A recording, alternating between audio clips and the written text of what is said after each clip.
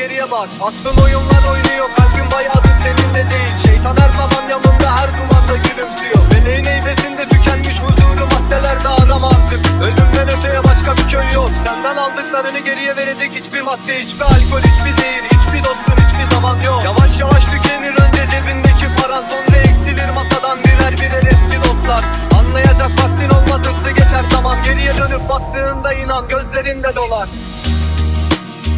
Kimi Mecnun gibi dağda dolaşır, kimisi de ölüm yok gibi çalışır.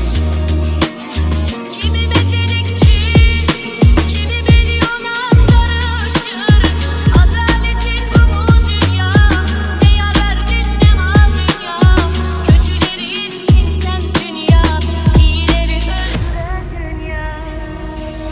Aklı zaman su gibi koş seni artık kim tutar? Her bizim gibi çocuklar kan kusar ve kim yutar? Bulantılar sizin yüzünüzden ol. Garanti ver ölümsüz tek biri göster dünyadan. Hayır görmedim anamdan başka bir tek canlıdan. Bu rüya dedim kendime ve uyanmıştım bir anda. Kalemle öğrenmediklerini öğretirler silahla. Hiçbir koyu rengi karıştırma siyahla. Var mı ben gibi söyle bulur musun döngümü? Aynı gökyüzüne baktık sende neden cennet gibi mutluluk. Talih gösterdi elletmedi. Bıktım aşktan, bıktım sahte dostlarından.